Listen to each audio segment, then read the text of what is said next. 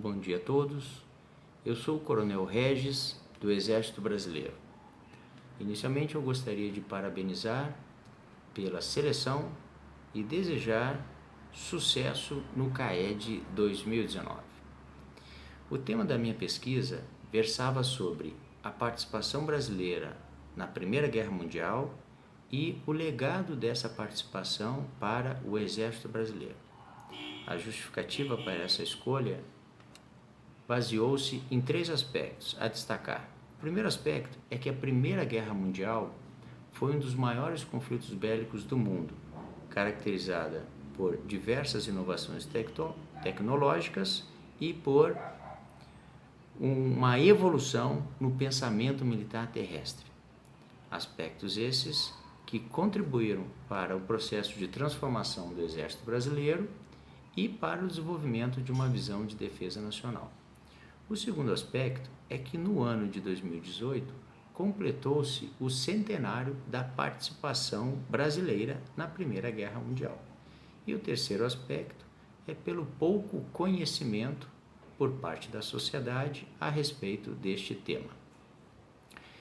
Como objetivo geral da pesquisa, definiu-se analisar a participação brasileira na Primeira Guerra Mundial e as perspectivas de um legado para o Exército Brasileiro.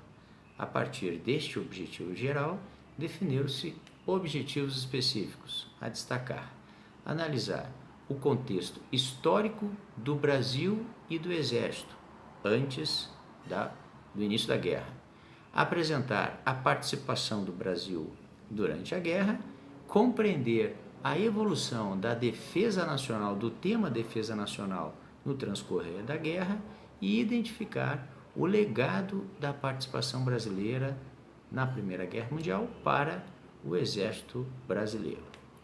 Sobre a estrutura do nosso artigo. Então, o artigo ele foi organizado em 3 partes normais: uma introdução, um desenvolvimento e uma conclusão.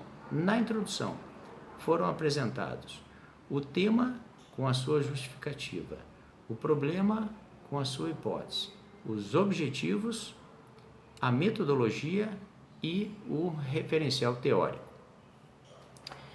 Ainda sobre a organização, no desenvolvimento. No desenvolvimento foram apresentadas as sessões do nosso trabalho, né?